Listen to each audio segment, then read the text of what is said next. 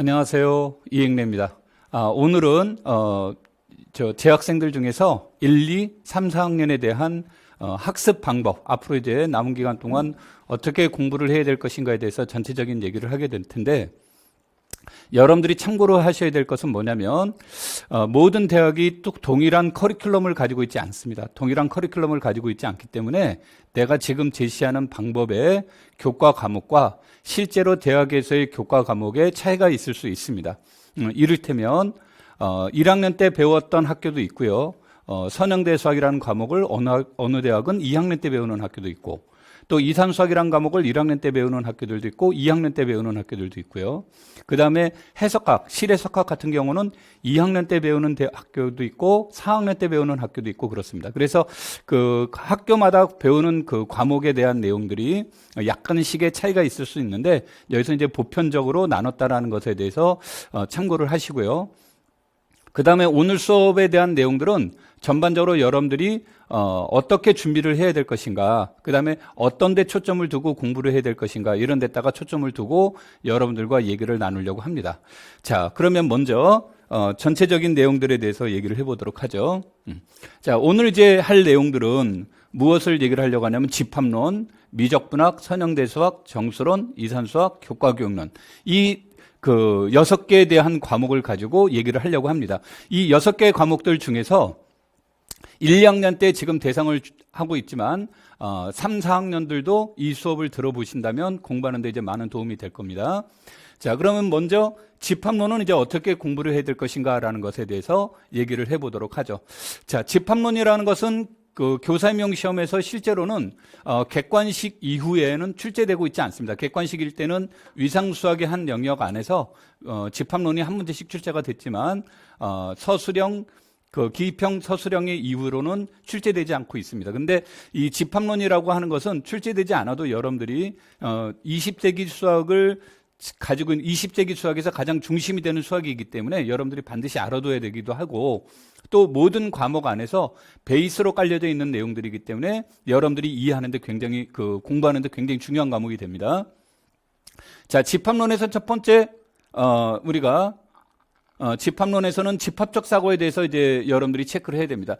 이 집합적 사고라는 말은 무슨 뜻이냐면, 집합이라는 것은 어떤 현상이라든지 어떤 문제라든지 이런 것들이 있으면 이러한 내용들을 조직하고 해석하는데 가장 기초적인 내용이 되는데, 집합적 사고를 한다라고 할 때 여러분들이 이제 어떤 것들이 이제 중요한 내용이 될 수 있냐면, 집합적 사고에서는 우리가 조건, 제시법, 이것에 관련된 내용들을 얘기를 해야 됩니다. 그래서 여러분들이 보통 공부할 때 어떤 형태로 얘기를 해주냐면,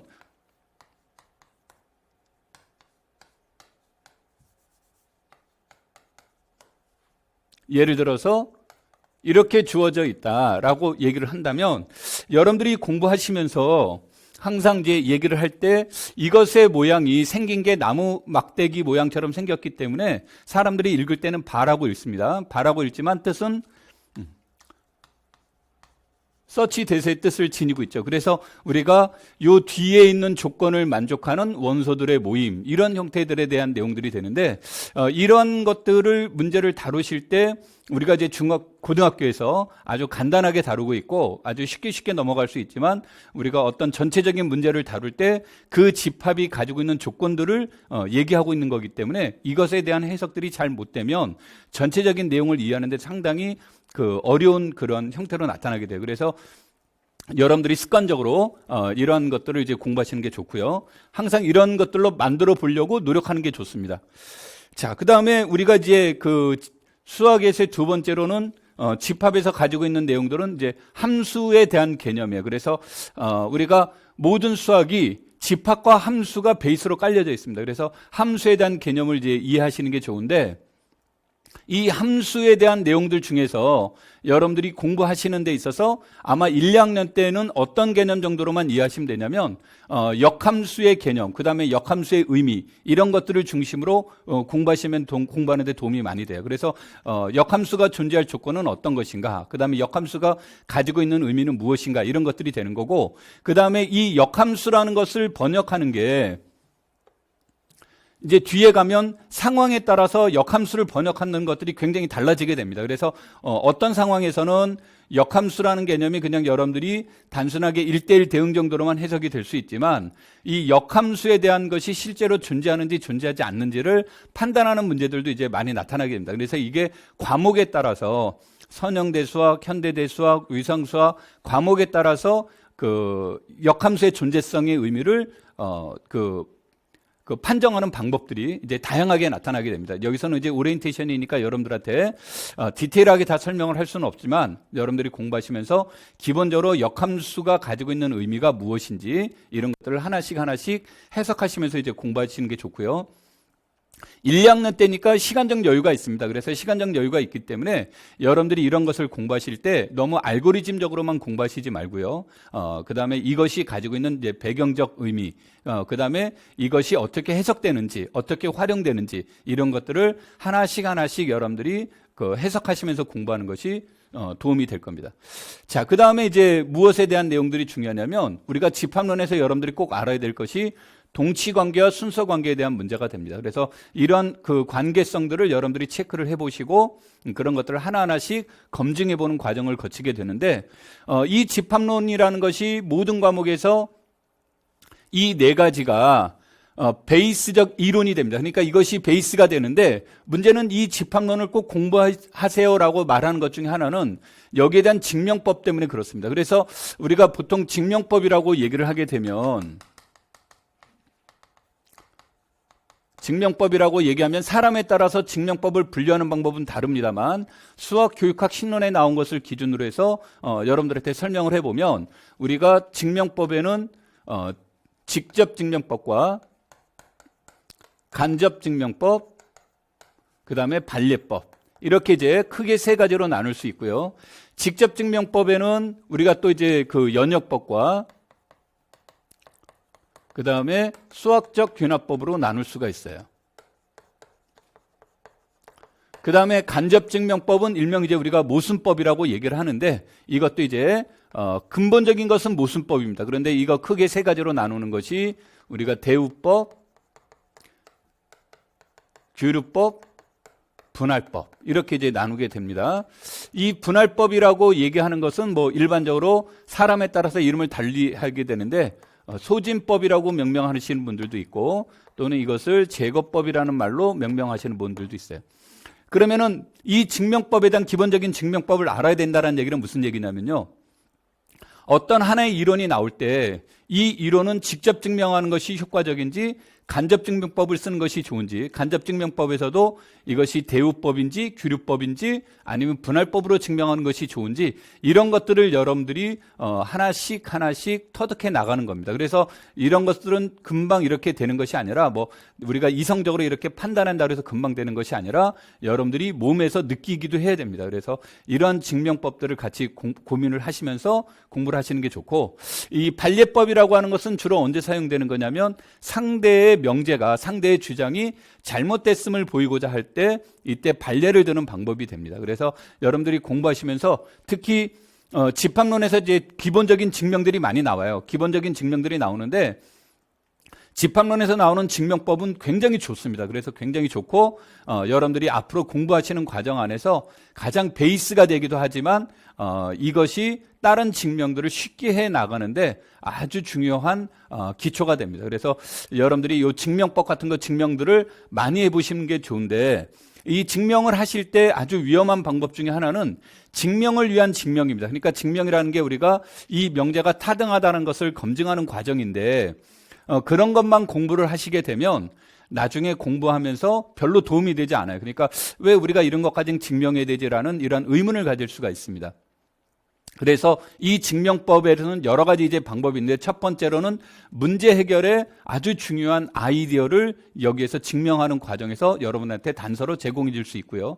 두 번째로는 증명하는 과정 속에서 어떤 것들이 나오냐면 주어진 조건들을 어떻게 활용하고 있는지 그 다음에 그런 것들로부터 앞으로 어떻게 다시 발산적 사고를 할 수 있는지 이런 것들을 여러분들이 하나하나씩 준비해 나가는 것이 굉장히 중요합니다. 그래서 이 집합론이라고 하는 것은 특히 그 1학년 때 배운다든지 2학년 때 배운다든지 하는데 이 내용들을 여러분들이 굉장히 그 중요하게 생각하시는 게 좋고요. 그 다음에 이것이 시험에 안 나오니까 상관없어. 그런데 보통 시험에 안 나오더라도 전공을 공부하는데 아주 배경이 되는 그 사고가 되는 거니까 여러분들이 여기서 나오는 내용들을 하나씩 체크해 보는 게 좋고요. 그 다음에 고등학교에서 배웠던 집합적 문제 이런 것에 대한 것을 너무 연연하지 않고 새롭게 공부한다라는 입장에서 보시는 게 좋습니다. 자, 그래서 이 집합론에 대한 내용을 먼저 이제 제시를 했습니다. 자, 그 다음에 이제 두 번째로 우리가 돼야 될 것 중에 하나가 이제 미적분학이죠. 미적분학은 이제 통상적으로 1학년 때 배우고 학교에 따라서 한 학기를 배우기도 하고 두 학기를 배우기도 합니다. 주로 최근에 나와 있는 교사 임용 시험의 문제는 다변수 함수의 극한과 전미분, 그 다음에 중적분, 선적분 이것을 중심으로 이렇게 이제 시험에 나옵니다만 여러분들이 공부하시는 데 있어서 적분법과 해석기하학도 같이 이제 공부하시는 것이 좋습니다. 적분법에는 뭐 우리가 기본적인 그 적분법들이 있겠지만 치환적분법이라든지 그 다음에 부분적분법이라든지 뭐 이런 것들이 이제 고등학교에서 이미 다 공부해 와서 잘 알고 계시는데 그런 것 이외에도 여러분들이 어떤 것들을 이제 같이 보시는 것들이 좋냐면 치환적분법에도 여러 가지가 나올 수 있겠죠. 그래서 대표적인 것이 삼각함수를 이용한 치환적분법도 이제 여러분들이 알아두시는 게 좋고요. 그 다음에 유리함수 적분법이라든지 또는 무리함수 적분법이라든지 이런 것들에 대한 치환적분법들이 굉장히 여기에서는 그 기계적으로 나와야 됩니다. 그러니까 이 미적분학이라는 것은 지금 최근에 나와 있는 문제들은 몇 년째 한 문항 2점이 나오고 있습니다. 그것도 이제 기입형으로 나오게 되는데 이러한 문제들은 여러분들이 기술적으로 굉장히 빠른 속도감에 의해서 이제 제시가 되어야 됩니다. 그래서 이런 것들을 이제 체크를 해보고 그 다음에 부분적분법 이런 것들에 대한 내용들, 그 다음에 삼각함수 적분법 뭐 이런 것들을 여러분들이 공부하시는 데 도움이 되고 그 다음에 이제 해석기하학이라는 것을 여기서 이제 체크해 보는 건 뭐냐면 해석기하학이라는 것도 이제 뭐 여기서 치환적분법에 이렇게 집어넣기도 하지만 우리가 이제 이것에 대한 문제는 이제 좌표계와 연결이 돼요. 그래서 우리가 통상적으로 사용되는 좌표계는 데카르트 좌표계 또는 이제 그 직교 좌표계라는 표현을 이제 많이 사용되기로 하죠. 근데 문제를 다루다 보면 직교 좌표계상에서 문제를 이제 해결하기 어려울 때가 있습니다. 그래서 이 좌표계의 문제를 극좌표계로 이제 넘어가서 얘기를 논의할 때가 있어요. 그래서 이런 것들에 관련된 것을 연구하는 것이 해석기하학에서 이제 주로 많이 다루고 있습니다. 그래서 여러분들이 책을 보시면 해석기하학이라는 과목을 따로 공부하시라는 것이 아니라요.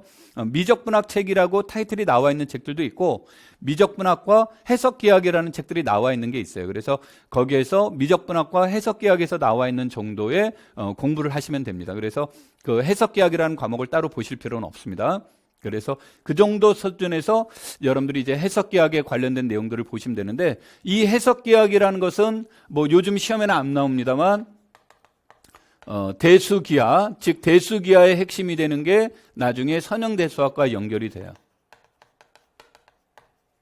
그 다음에 이것이 미분기하학의 아주 중요한 배경적 지식들이 됩니다. 그래서 여러분들이 해석기하학이라는 것은 깊이 있게까지는 안 들어가더라도 여러분들이 좌표계로 활용하는 거. 그래서 우리가 직교 좌표계다 그러면 y는 fx 뭐 이런 식의 표현됐다면 극좌표계는 fr 세타는 0이라는 음함수 표기법을 사용하는 그러한 내용들을 중심으로 공부를 하시는 게 좋고요.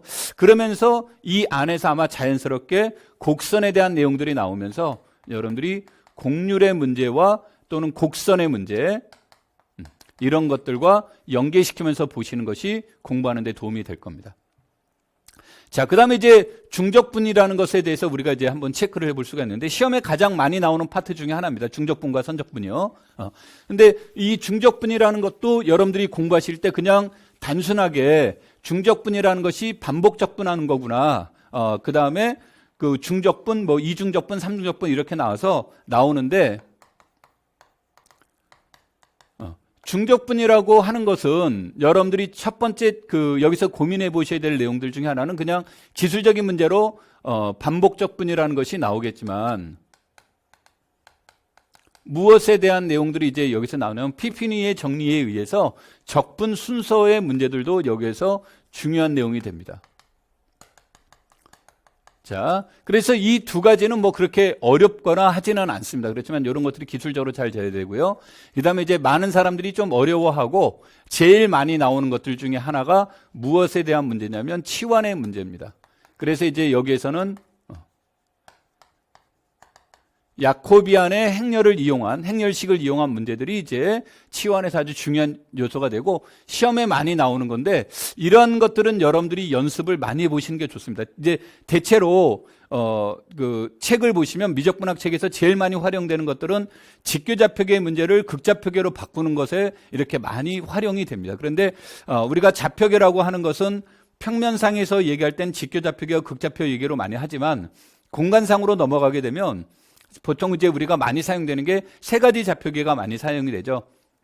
직교좌표계, 원통좌표계, 구면좌표계 이 세 가지가 이제 많이 이용되기도 하지만 좌표계라고 하는 것은 이런 것만 있는 게 아니라 굉장히 무수히 많이 존재합니다. 우리가 인위적으로 독립적인 내용을 가지고 인위적으로 만들어낼 수도 있기 때문에 실제 시험에서는 인위적으로 만들어낸 것들이 더 많이 나오게 돼요. 그래서 직교좌표계 같은 경우를 극좌표계로 바꾼다든지 또는 평면 공간상에서 직교좌표계의 문제를 원통좌표계로 바꾼다든지 또는 구면좌표계로 바꾼다든지 하는 형태들은 이미 알고리즘으로 다 나와 있어요. 그래서 알고리즘으로 나와 있는데 그런 거 말고 우리가 이제 인위적으로 만드는 거. 그러면 항상 치환을 할 때 목적은 뭐가 있습니까? 이러한 목적을 가지고 있는데 이것의 목적은 단순하겠죠. 적분이 쉽게 만들려고 하는 것이 목적이 되겠죠. 그래서 단순하게 우리가 이제 어떤 학문적 이런 취향보다는 복잡한 문제를 또는 우리가 알고 있는 적분으로 해결되지 않는 문제들을 효과적으로 바꿀 수 있는 방법 이런 것들을 여러분들이 고민해 보시면서 보시는 게 좋습니다. 그래서 이쪽 파트가 이제 가장 많이 이제 나오는 거고요. 그 다음에 이제 또 하나의 문제는 중적분의 문제에서 고민해야 될 거고 그 다음에 생각보다 여기 부분들이 잘 안 되는 것 중에 하나가 적분 영역입니다. 그래서 문구 안에서 적분 영역을 제시해 준다면 상관이 없지만 이것이 어떤 하나의 구어체라든지 이런 형태로 이렇게 주어져 있을 때 이것을 우리가 알고 있는 좌표계의 영역을 어떻게 바꿀 것인가 이런 것들이 이제 굉장히 중요한 것이 됩니다. 그래서 그런 훈련들을 해 보셔야 되고 또 하나는 뭐가 되냐면 아까 이제 치환 적분을 하게 되죠. 그럼 치환을 하게 되면 자연스럽게 영역도 바뀝니다. 그래서 치환 적분과 영역도 굉장히 중요한 요소가 되는 거고요. 그래서 이 네 가지 관점에서 중적분을 공부해 보시면 됐습니다. 그래서 학교 다닐 때 여러분들이 책에 나와 있는 중적분의 문제만 보시지 말고요. 연습 문제들도 이렇게 같이 보시면 되는데 공부를 하실 때 아마 이런 부분들은 혼자 하면서 어려울 수 있으니까 같은 친구들과 이렇게 같이 스터디 하는 형식으로 연습 문제 같은 경우로 이렇게 풀어보시면 됩니다. 그래서 이런 것들을 이제 여러분들이 중적분에서는 요 네 가지의 관점에 맞춰서 공부하시는 게 좋고요. 그 다음에 이 선적분이라고 하는 것은 어떤 것을 얘기를 하는 거냐면 우리가 보통 학교 수학에서 배우는 적분은 크게 이제 두 가지 적분으로 해요.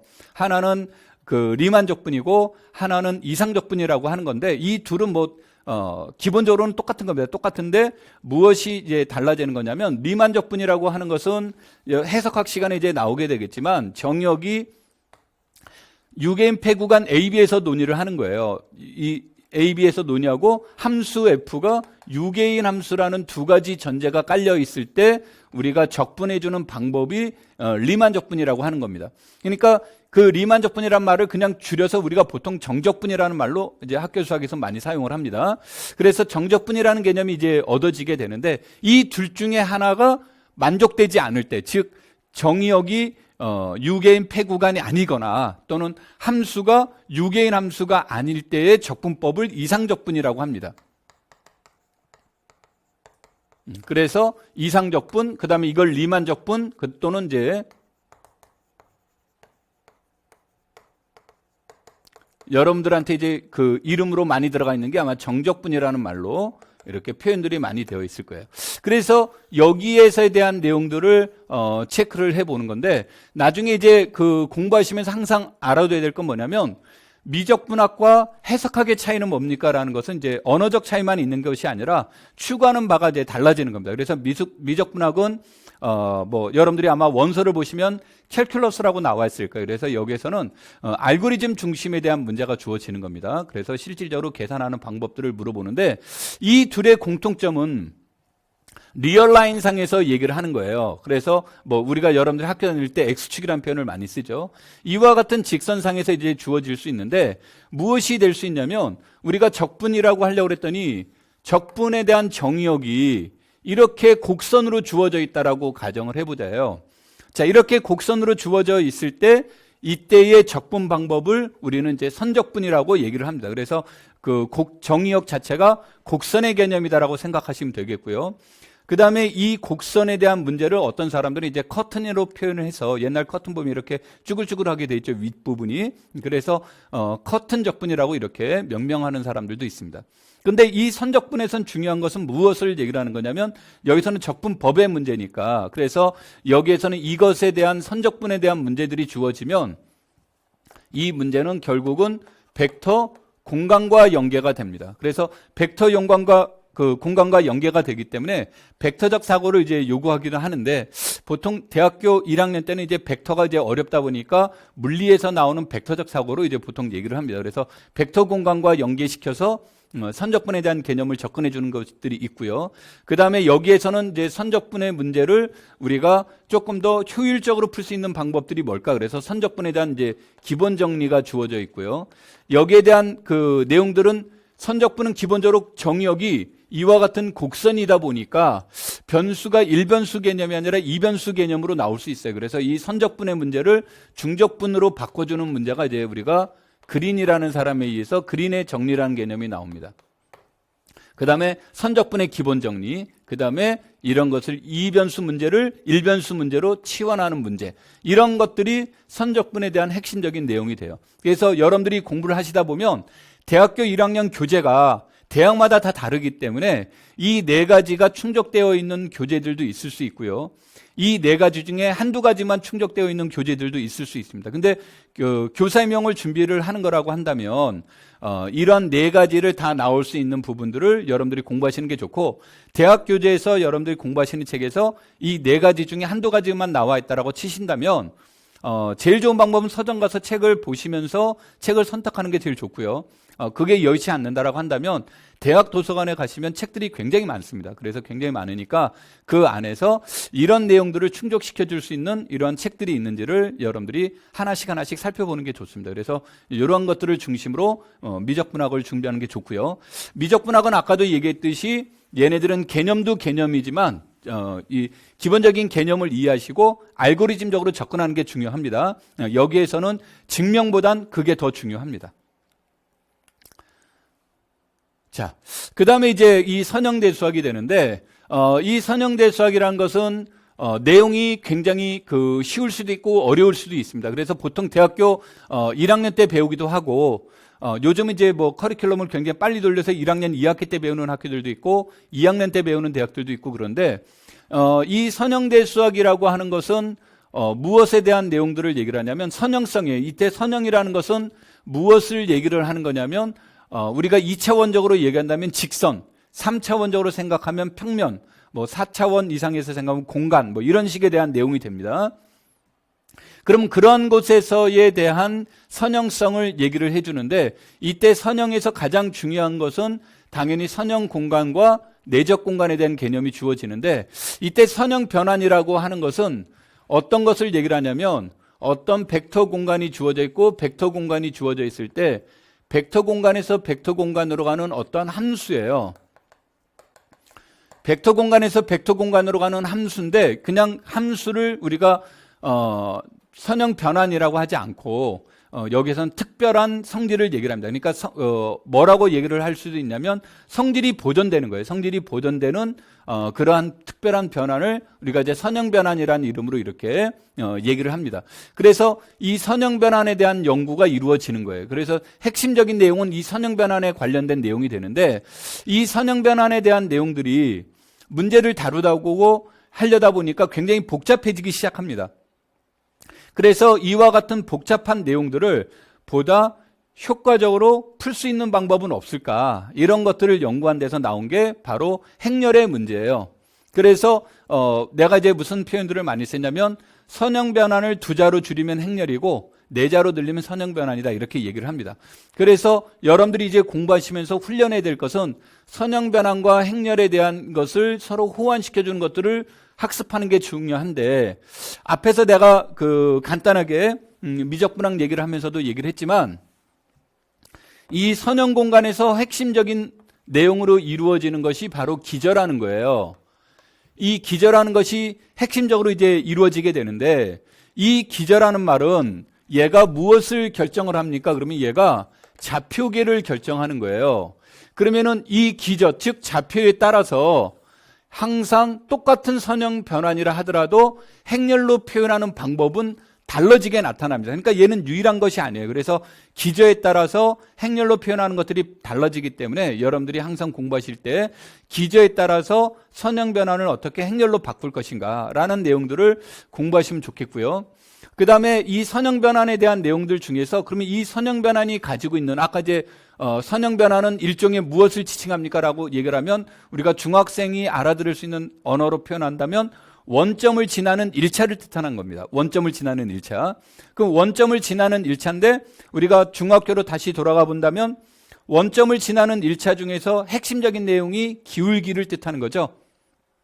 그렇다면 선형 변환에서 이 기울기에 관련된 언어가 이 선형 변환에 대한 고유한 성질이라고 이렇게 얘기를 합니다. 그래서 그 고유한 성질이다라고 얘기를 해서 우리가 이것을 고유값 이렇게 표현을 합니다. 그래서 선형 변환이 주어졌을 때 이 선형 변환에 대한 고유한 성질, 즉 어떤 형태들을 얘기를 하냐면 이와 같은 관계를 만족시켜 주는 거예요. 이와 같은 관계, 이러한 것을 램다를 우리는 고유한 성질이라고 얘기를 하는데, 선형 변환에서 선형 변환은 원점을 지나는데 기본적으로 0벡터는 반드시 0벡터로 가요. 그래서 0벡터일 때는 고유한 성질이 나타나지 않는다. 그래서 이러한 관계를 만족시켜주는 것은 우리는 이때 이 벡터를 고유 벡터라고 얘기를 하는데, 단 이것을 할 때는 고유한 성질을 얻는데 0벡터가 방해가 될 수 있기 때문에 여기서는 0벡터가 아닌 이러한 U라는 벡터가 존재하면 우리는 그러한 벡터를 고유 벡터라고 얘기를 합니다. 얘네들은 유일하지 않습니다. 그래서 이 고유값 고유 벡터를 통해서 우리가 이제 알 수 있는 그러한 내용들이 나옵니다. 그래서 고유값의 응용 또는 이 고유값이 어떻게 활용되는지라든지 이것을 대각화시켜 본다든지 하는 형태들이 여러분들이 그 선형 변환을, 선형 대수학을 하시면서 공부를 하시는 게 좋겠고요. 그러면서 이제 내적 공간에 대한 내용이 나오면 내적 공간에 대한 가장 큰 장점 중에 하나는 뭐냐면, 아까도 얘기했듯이 이게 좌표계라고 한다고 그랬죠. 이 기저가, 좌표계가 수직이 아닙니다. 일반적으로 수직이라는 보장이 없는데 이것을 직교가 안 되면 우리가 그 공간을 또는 평면을 이해하는데 굉장히 어려움이 있어요. 그래서 이것들을 수직 또는 그 서로 크기가 1인 벡터로 만들고 싶다라는 뜻에서 이것을 갖다 이제 우리가 정규직교 기저라는 말들이 나오게 되는데, 그러한 말들을 관련되어 있는 것을 직교 변환이라고 얘기하고, 이때 이 직교 변환과 관련되어 있는 것이 바로 여러분들이 이제 공부하시다 보면 직교 행렬이라는 말이 나올 거예요. 이런 것들이 서로 연관되면서 같이 공부하시는 게 좋고요. 그 다음에 아주 특별한 선형 변환 중에 하나가 멱등 변환 또는 정상이라는 말을 썼는데, 멱등이라고 하는 것은 멱승을 해줘도 같은 겁니다, 이런 뜻의 문제예요. 그래서 선형 변환의 관점에서 T와 T의 합성이 T가 되는 것을 멱등 변환이라고 하는데, 이 멱등 변환 자체가 핵심인 것은 아닙니다. 여기서 핵심은 앞에서 말했듯이 선형 변환이 핵심이 되는 건데, 이것들에 대한 아주 스페셜한 모델로 나타나는 것이 직교 변환 또는 우리가 멱등 변환이 아주 특별한 모델이 됩니다. 그래서 여러분들이 이런 것들을 기초로 전체적인 선형에 대한 그 선형 공간을 이해하는 것, 이것이 이제 여러분들이 선형 대수학을 공부하시면서 봐야 될 내용입니다. 그래서 아마 여러분들이 선형 대수학을 보시면서 책에 있는 내용들은 쉽게 이해될 수 있지만 실전에서는 이제 어려울 수도 있어요. 그래서 보통 이제 선형대 수학 같은 경우는 이런 것은 이제 한 번쯤 그 여러분들이 예습하는 차원에서 강의를 한번 듣고 공부하시는 것도 좋고요.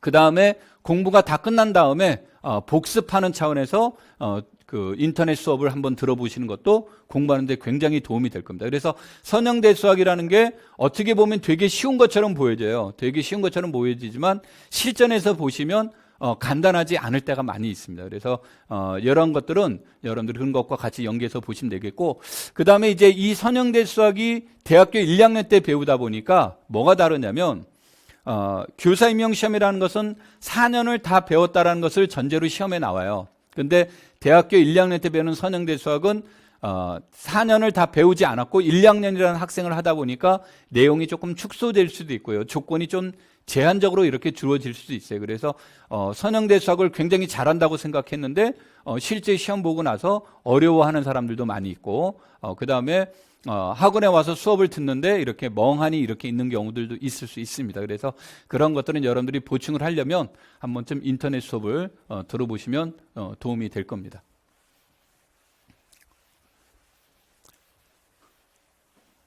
자, 그 다음에 이제 정수론이라는 과목이 되는데, 이 정수론이라는 것은 보통 한문항 4점입니다. 4점짜리 이제 문제가 나오게 되는데, 선형대 수학도 한문항 4점 정도가 나옵니다.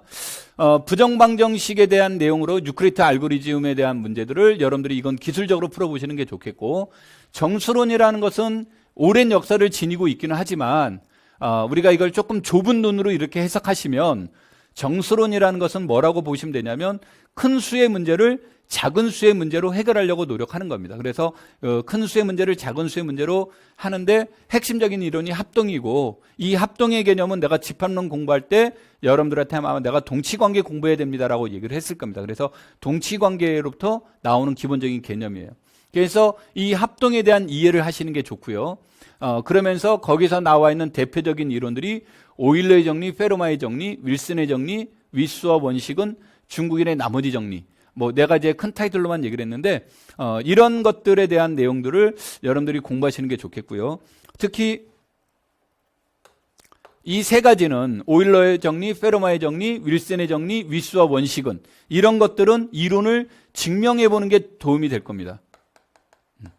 이런 것을 증명하는 데 도움이 되는데, 이 정수론이라는 과목은 두 가지로 번역을 하셔야 돼요. 정수론이라는 것은 정수론이라는 것 자체를 하나의 목적으로 삼는 경우가 있고요. 정수론이라는 것을 하나의 도구로 삼는 경우가 있습니다.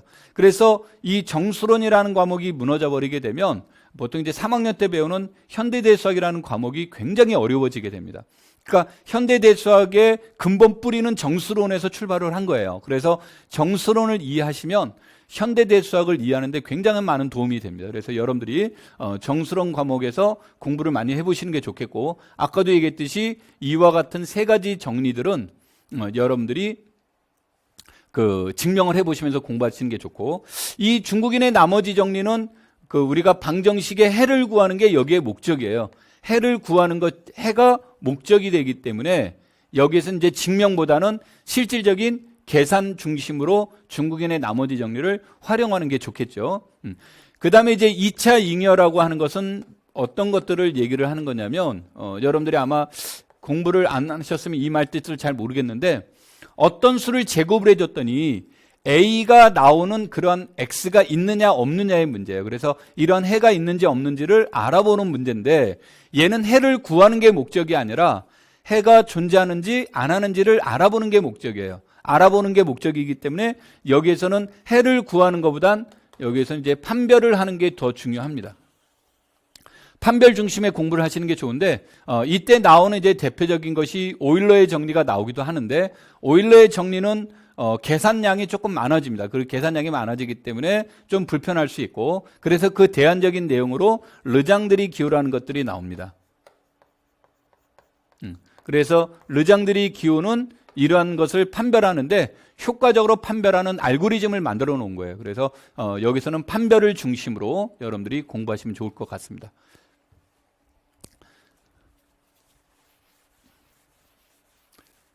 자,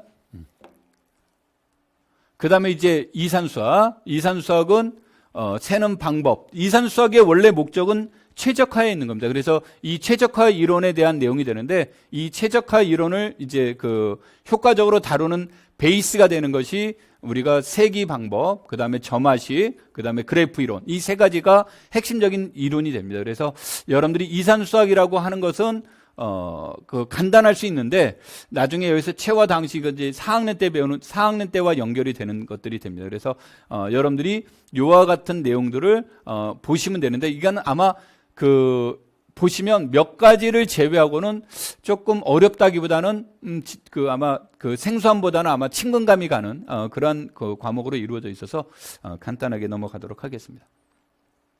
자, 그 다음에 이제 교과교육론의 문제인데, 이 교과교육론은 내가 수학교육학 신론이라고 이렇게 거와 교육과정 두 가지로 이제 제시를 했는데, 대학에서 배우는 교재가 수학교육학 신론이 아닐 수도 있습니다. 그러니까 신론이 아니래도 학교에서 교수님들이 제시해주는 교재를 열심히 보시면 됩니다. 이거는 이제 내가 많은 사람들이 보는 책들이 수학교육학 신론이기 때문에 내가 신론이라고 이렇게 이름을 붙인 겁니다. 그래서 여러분들이 대학에서 뭐 정론이라는 책을 배웠다 그러면 정론을 보시면 되고 수학교육학 개론이라는 것을 배웠다 그러면 그 개론을 열심히 공부하시면 됩니다. 신론을 꼭 보셔야 되는 건 아니고요. 자, 이것을 보시는데 이거를 볼 때 수학교육 심리학, 수리철학, 교수학습 방법 요 세 가지에 나와 있는 내용들을 여러분들이 공부하시는데 문제는 뭐냐면 우리는 이과 공부를 했는데 여기에서 나와 있는 내용들은 문과 공부와 관련성이 높은 내용들이 많이 나옵니다. 그래서 여러분들이 공부를 할 때 이렇게 한 번 들어도 잘 와닿지 않는 이런 이론들이 많이 있어요. 이론들도 있고 생소할 수 있습니다. 생소할 수 있는데 여러분들이 이런 것들은 그래서 내가 뭐라고 얘기하냐면 많이 읽어봐라. 그러니까 동일한 책을 가지고 여러 번 읽어보면서 공부를 해야 되지 이거를 처음부터 읽으면서 밑줄 긋고 이것의 뜻은 뭐고 막 외우고 하는 형태가 되면 이것은 이제 단기적으로는 효과를 얻어낼 수 있지만 장기적으로는 이것이 이제 망치는 이제 지름길이 될 수도 있어요. 그래서 처음에는 1, 2학년 학생들한테는 이러한 내용들을 전부 다 이 신론에 관련된 책들을 많이 읽어봐라. 많이 읽어보면서 언어와도 친숙감이 가고 그다음에 책에 관련돼 있는 언어들을 이제 그 뒤에 가서 분석해보는 과정으로 공부를 하시면 됩니다. 그래서 1, 2학년 때는 많이 읽어보라고 권하고 싶습니다. 읽는 방법은 어느 정도 수준으로 읽으면 되시냐면 전공책처럼 아주 깊게는 안 들어가셔도 되지만 소설책보다는 조금 더 머리를 쓰면서 전공보다는 그렇게 전공까지는 깊게 안 들어가도 되는 수준 그 정도 수준으로 여러분들이 신론책을 읽으시면 아마 공부하는 데 도움이 될 겁니다. 1, 2학년 때 최소 한 5번 정도, 2학년 마쳤을 때는 한 5번 정도는 읽었습니다 정도가 나와야 좀 신론책을 읽어봤구나 이렇게 보시면 됩니다. 신론책 한 번 읽어보고 나서 신론책 읽어봤는데요 그러시면 안 됩니다. 신론책 한 번 정도 읽어보면 이제 머릿말 정도 읽었구나라고 생각하시면 되겠고요. 그 다음에 한 4번 정도, 4번째, 그러니까 3번 읽고 4번째쯤 될 때는 이제 여러분들이 신론에 관련된 내용들을 정리해보는 시간을 가지면서 공부하시는 게 좋습니다. 처음 읽을 때 정리하는 것보단 한 2번, 3번 읽은 다음부터 정리하시면서 공부하면 공부하는 데 도움이 됩니다. 그 다음에 이 교육과정은 2015 개정교육과정이라고 했는데 이 교육과정은 1, 2학년생이 시험 볼 때 또 바뀔지도 몰라요. 바뀔지도 모르지만 그럼에도 불구하고 교육 개정안은 이해를 하셔야 됩니다. 이것을 이해를 해야 이 교육 과정에 대한 것을 공부를 하셔야 나중에 교과교육론에 관련된 전반적인 내용들이 관련됩니다. 왜냐하면 교사를 선발하는 시험이지 전문가를 선발하는 시험이 아니에요. 그러니까 교사가 선발이 되려면 최소한 교육 과정이 어떻게 이루어지는지는 알고 있어야 되는 거고 그 교육 과정 하에서 우리가 수학 교육에 관련된 이런 심리, 철학, 학습 방법, 평가 이런 것들에 관련된 문제들이 그것과 연계돼서 나오는 겁니다. 항상 연계돼서 나오는 것들이기 때문에 여러분들이 교육 과정은 꼭 공부를 하셔야 됩니다. 그래서 이와 같은 방법으로 공부를 하시면 되는데 지금이 이제 1, 2학년 때는 보통 이제 공부를 이제 많이 안 하는 수도 있고 아니면은 중간고사나 기말고사에 맞춰서 초단기적으로 공부를 하시고 이렇게 이제 생활하는 경향이 있는데 여러분들한테 얘기를 해 나가는 것은 아까 이제 내가 말했던 이런 형태들 중에서 3가지 과목들 같은 경우는 선형대수학, 정수론, 그 다음에 수학교육학 신론, 이런 것들은 여러분들이 공부하시면서 이 세 과목 정도는 인터넷으로 이제 그 수강을 하면서 한 번쯤 들어보면 여러분들이 공부하시는데 아마 굉장히 많은 도움이 될 거고, 또 어떻게 공부하는지 학습에 대해 관련된 내용들도 이해하는데 상당히 많은 도움이 될 겁니다. 1, 2학년 때는 너무 막 1, 2학년 때 마라톤, 100m 달리듯이 달릴 필요는 없지만, 여러분들이 그렇다고 해서 걸어가는 것만이 제 최상의 방법은 아닙니다. 그래서 여러분들이 자기의 대학 생활도 즐기시되 이러한 것들을 차분하게 공부를 하시고요. 그 다음에 1, 2학년 때는 시간적 여유가 있는 것만큼 고민할 수 있는 시간도 많은 거예요. 고민할 수 있는 시간도 많아서 여러분들한테 직접 권하는 것은 연습 문제가 해결이 잘 안 되더라도 연습 문제 같은 거 많이 풀어보시고요. 1, 2학년 때 공부하실 때 막 정답이 나와야 된다는 어떤 강박관념을 갖지 마시고 답이 틀릴 수도 있고 그 다음에 정답이 안 나올 수도 있어요. 근데 그러한 과정을, 그러니까 여러분들이 그 문제를 풀기 위해서 고민했던 시간, 그러기 위해서 책을 다시 읽어봤던 시간, 이런 것들이 쌓여서 뒤에 가서 굉장히 공부가 되는 겁니다. 그러니까 1, 2학년 때 어떤 결과물에 대해서 너무 크게 기대를 하시지 말고, 또 결과물들이 바로바로 나올 거라고 생각하시지 말고, 결과물들이 안 나와도 이건 여러분들이 나중에 아주 큰 미끄럼이 되는 것들이니까 그것에 맞춰서 학창생활도 즐겁게 보내시면서 공부도 하는 것이 아마 도움이 되지 않을까, 이렇게 생각이 듭니다. 자, 오늘 수업은 여기까지 마치도록 하죠. 수업을 들어주셔서 감사합니다.